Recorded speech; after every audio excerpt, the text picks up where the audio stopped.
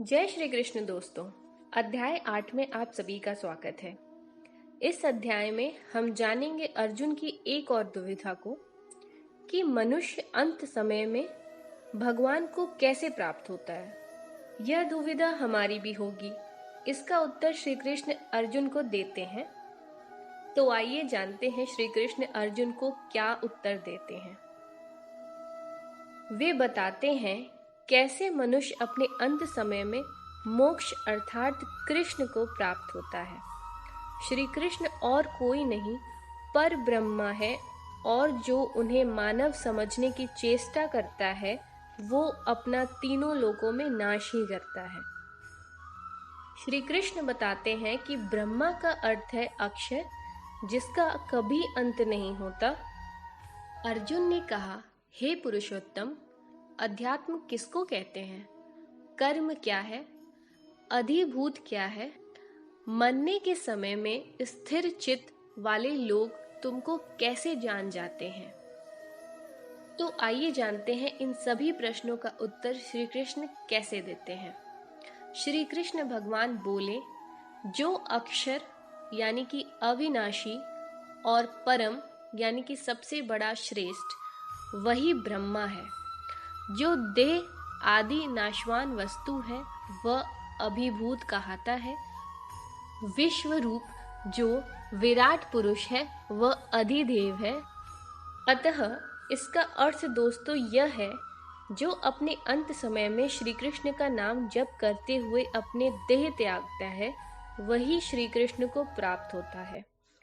आगे वह बताते हैं कि कौन उनको स्मरण कर पाता और कैसे वो अपने देह का त्याग करता है। अंत समय में मन जिस भाव में होता है यानी कि जो सोचता है उसी के अनुसार अगला जन्म पाता है। ऐसा संभव सिर्फ शांत चित्त योगी ही कर सकता है। हमारे जैसा मोह माया में ग्रसित व्यक्ति कदापि नहीं कर सकता। श्री कृष्ण कहते हैं, ऐसा योगी बनना आसान नहीं है। इसके लिए हर समय कृष्ण नाम जप मन में चलते रहना चाहिए। ऐसा योगी व्यक्ति अपने कर्म के समय में भी भगवान नाम जप करते हुए सभी कर्मों को पूर्ण करता है। ऐसे योगी इतने ज्ञानी होते हैं और पुण्य आत्मा हो जाते हैं कि उन्हें कृष्ण वेदों के ज्ञानियों से भी श्रेष्ठ बता रहे हैं। भगवान कहते हैं, हे कुंती पुत्र अर्जुन, ऐसे योगी को अंत समय मैं निश्चित करता हूँ कि वो मुझे ही प्राप्त हो। इस संसार को दुखालय और इसमें बार बार जन्म लेने के बारे में श्री कृष्ण बताते हैं। यह दुनिया श्री ब्रह्मा जी द्वारा रची गई है, जो कि उनके सिर्फ एक दिन के बराबर बनी रहती है।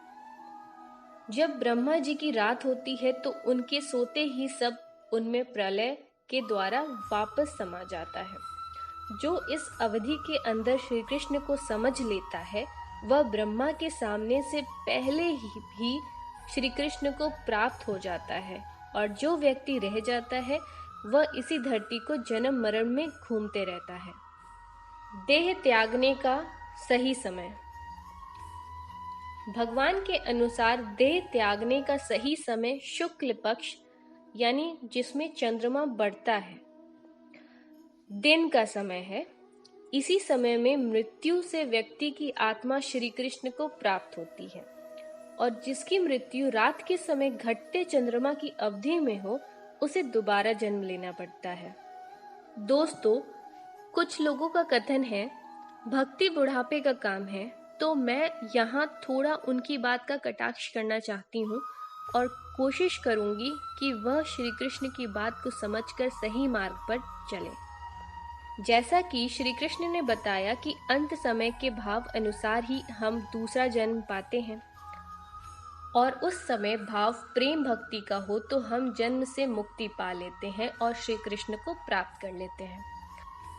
अब अंत समय आप सोचेंगे कि देह त्यागना हमारे हाथ में नहीं है, ये तो खुद हो जाने वाली क्रिया है।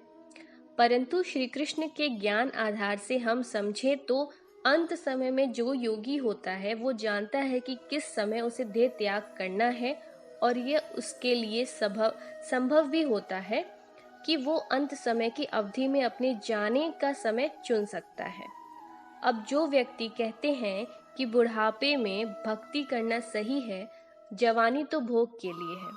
उनकी सोच गलत है, क्योंकि अध्याय 18 में भी श्री कृष्ण इस बात को बताते हैं कि जो मेरे भक्त हैं उनकी मृत्यु के समय हो सकता है वो मेरा ध्यान ना कर पाए, जिसके कारण वो मुझे प्राप्त नहीं हो, लेकिन वो भक्त मुझ पर विश्वास कर अनंत भक्ति से शुद्ध हो जाता है और उसके अंत समय में उसके हृदय में मैं खुद वास कर अपना नाम जप उससे करवाता हूँ और निश्चित करता हूँ कि मेरा भक्त हर अवस्था में मुझे ही प्राप्त हो। लेकिन जो भक्ति ही मतलब में आकर बुढ़ापे में शुरू करने का प्रयास करे, वो कृष्ण को प्राप्त नहीं कर सकता, क्योंकि उसका हृदय पूरे जीवन काल तो भोगों में रहा और अंत समय वो भक्ति से इतनी शुद्धता नहीं पा सकता कि कृष्ण उसके हृदय में वास कर पाए।